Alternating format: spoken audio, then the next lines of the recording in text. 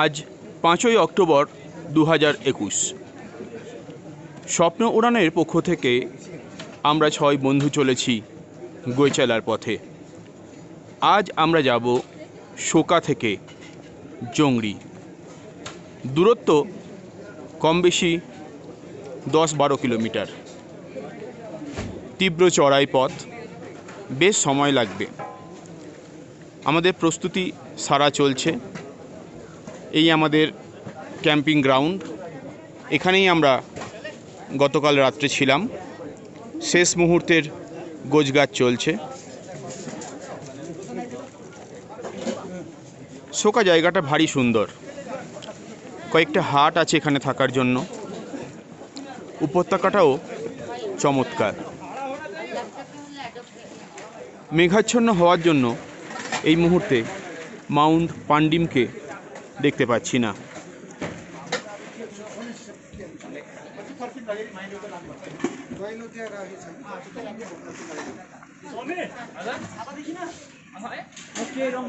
আমাদের dining room এটাই ছিল। আমাদের কিচেন কাঠের তৈরি, ভারী সুন্দর।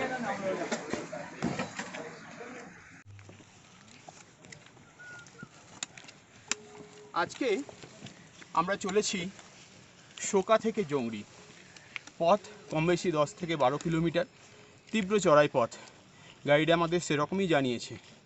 একটু পর থেকে ট্রি লেভেলও হয়তো শেষ হয়ে যাবে। তো 8:20 বাজে এখন। শোকার ক্যাম্প সাইটকে আপাতত বিদায় জানাচ্ছি।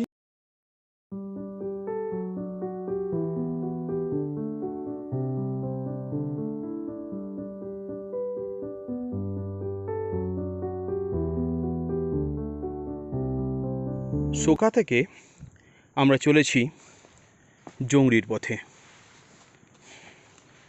তীব্র চড়াই পথ। এই পথ ধরে আমরা এগিয়ে যাচ্ছি।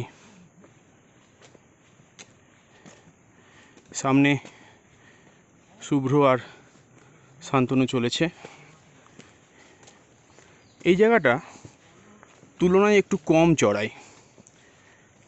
তীব্র চড়াইয়ে ভিডিও করতে গিয়ে বড় হাঁফিয়ে উঠছি, তাই এই জায়গাটিকেই বেছে নিলাম ভিডিও করার জন্য।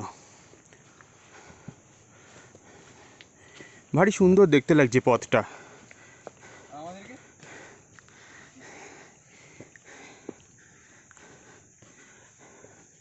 মেঘ আমাদের ছুঁয়ে ছুঁয়ে যাচ্ছে। দুধারে রডোডেনড্রন, প্রকৃতির শব্দে ভরপুর। পাখির ডাক, ঝিঁঝির আওয়াজ ভরিয়ে তুলেছে পুরো এলাকাটিকে। আমরা চলেছি জংড়ির পথে।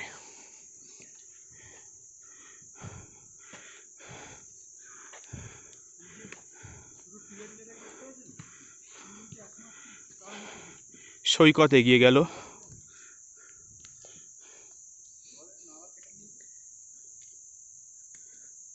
আমিও রয়েছি, বেশ লাগছে।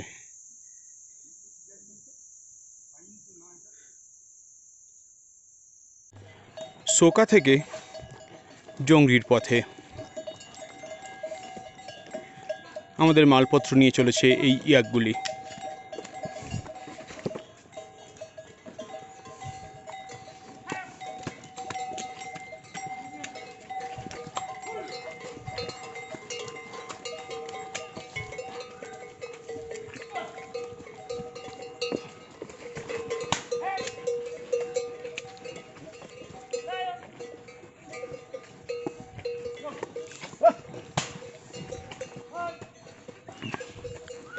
ইয়াক ছাড়াও খচ্চর এবং ঘোড়াও আমাদের মালপত্র নিয়ে যাচ্ছে এই রুটে।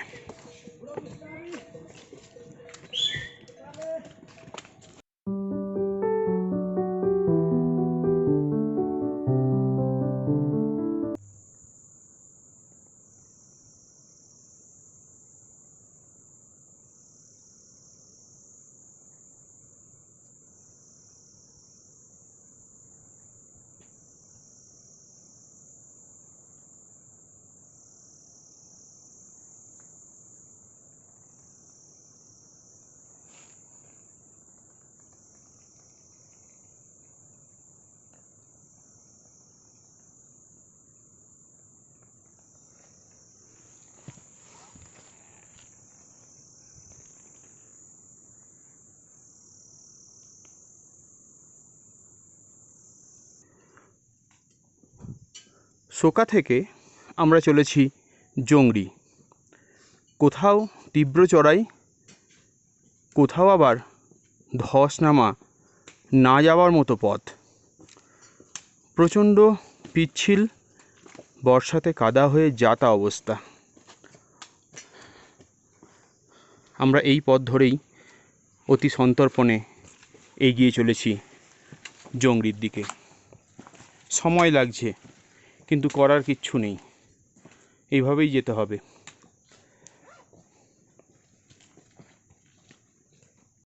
আজ 5ই অক্টোবর 2021 সাল, সকাল 8:20 আমরা শোকা থেকে বের হয়েছি। 5 কিলোমিটার পথ, এতটাই তীব্র চড়াই যে আমরা খুব তাড়াতাড়ি উঠতে পারিনি। তার উপর পিচ্ছিল, ভয়ঙ্কর পিচ্ছিল পথ। আমরা আপাতত চলে এসেছি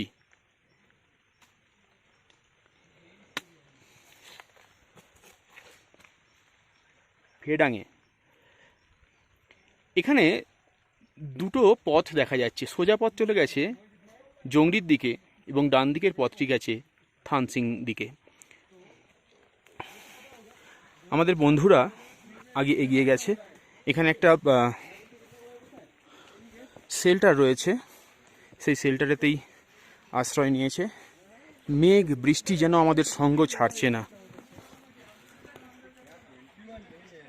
এখানেতে হাট রয়েছে ফেডাঙে, বেশ টেন্ট করার জায়গাও রয়েছে সুন্দর।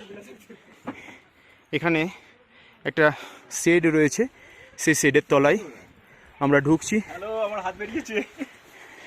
শুভ্র রয়েছে, শান্তনু রয়েছে এবং আমাদের গাইড সঞ্চয় ভাই রয়েছে। খুব বিজি, ফোনে নেটওয়ার্ক হয়েছে। আমি আসছি, এই দেখো বৃষ্টিতে সৈকত আসছে, চলে এসো। দাঁড়িয়ে আছি ফেডাঙে।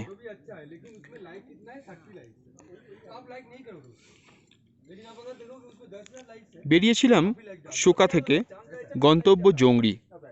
মাঝপথে ফেডাঙে একটু দাঁড়িয়ে অল্প কিছু খাওয়া দাওয়া করা হলো। আমার বন্ধুরা এই শেডের তলায় রয়েছে, নিজেদের মধ্যে আলোচনা করছে নানা রকম। আমাদের গাইডও এখানেই রয়েছে।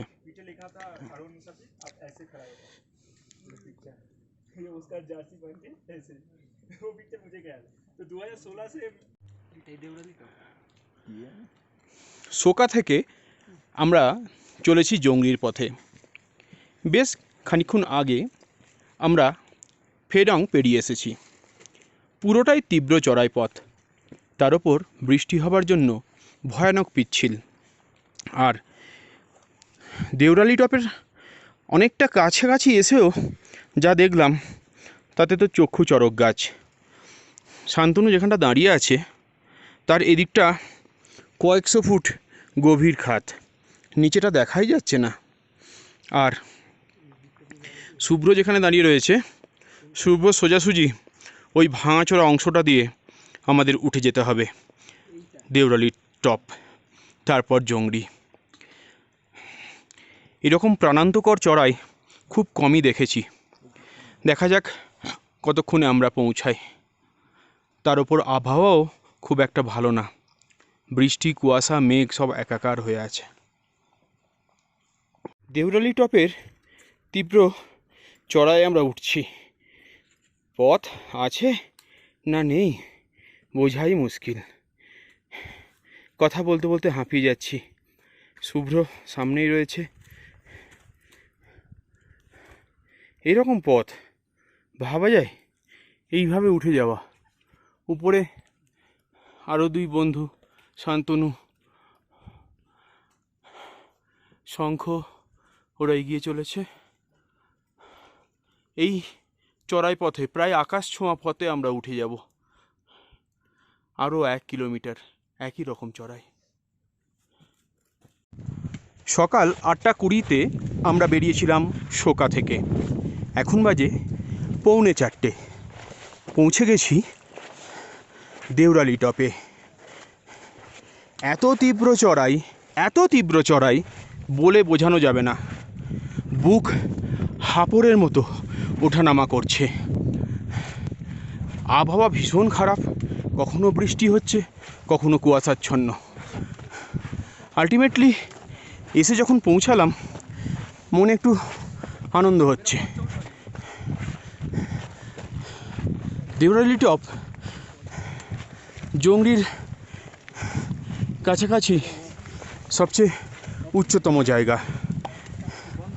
13,123 ফুট উঁচু দেউরালি টপ।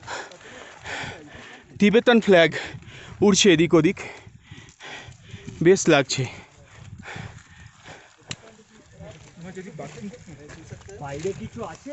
আমরা আর মোটামুটি 2 কিলোমিটারের মতো পথ গেলে জংড়ি পৌঁছে যাব। জংড়ির উচ্চতা 13,200 ফুট, আর আমরা যেখানে দাঁড়িয়ে আছি এই দেউরালি টপের উচ্চতা 13,123 ফুট। তবে কিছুটা ডাউন গিয়ে বাকিটা উঠতে হবে। ভালো লাগছে, একটু হয়তো সময় লেগেছে আমাদের, কিন্তু আলটিমেটলি এত দূর আমরা পৌঁছাতে পেরেছি। Thanks to Swapna Uran, thanks to Sancha and his whole team. Deurali টপের পর আমরা চলেছি জংড়ির পথে। দূরত্ব কম বেশি 1.5 থেকে 2 কিলোমিটার। এখানে যে রডোডেনড্রন গাছগুলি রয়েছে দেখে যেন মনে হচ্ছে কঙ্কালসার চেহারা নিয়ে দাঁড়িয়ে আছে।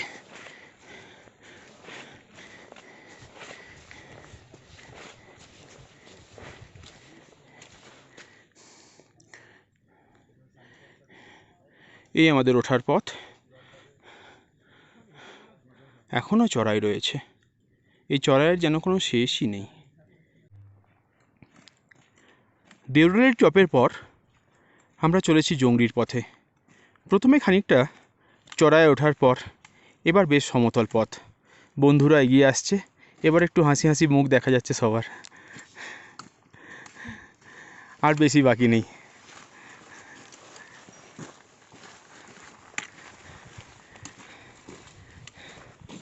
সামনে একটা ডোবা মতো দেখা যাচ্ছে।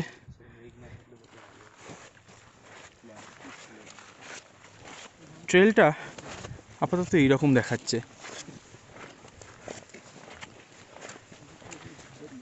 যাই হোক, চড়াইটা নেই।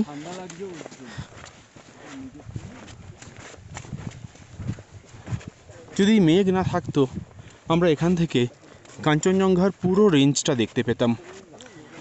আমাদের ভাগ্য একটু খারাপ, কিছুই দেখতে পাচ্ছি না। সকাল 8:20 বেরিয়ে এখন বিকেল 5:04। দীর্ঘ পথ, চড়াইটাই সবচেয়ে বেশি। আমরা শোকা থেকে ফেডাং হয়ে দেউরালি টপ পার করে চলে এসেছি জংড়ি ক্যাম্পিং সাইটে। এই জংড়ি ক্যাম্পিং সাইট 13,200 ফুট উচ্চতায় অবস্থিত। স্বভাবতই এখানে অক্সিজেন লেভেল অনেকটাই কম। এখানে যে গাছপালাগুলো দেখা যাচ্ছে বোঝাই যাচ্ছে যে গাছপালাগুলো আর বড় নয়, সব গুল্ম জাতীয় গাছ। আমরা সারা দিন ধরে হেঁটে ভীষণ রকম পরিশ্রান্ত। আমরা যখন এই ক্যাম্পিং গ্রাউন্ডটা দেখতে পেলাম সত্যি মনে একটা অন্যরকম সন্তুষ্টি। এই আমাদের জংড়ি ক্যাম্পিং গ্রাউন্ড। যদিও এখনও আমাদের টেন্টগুলো আমরা দেখতে পাইনি, তবে খুব শিগগির সেখানে পৌঁছে যাব। আবহাওয়া একদমই ভালো নয়। ভালো হলে চারদিকে তুষার ধবল শৃঙ্গগুলি আমরা দেখতে পেতাম।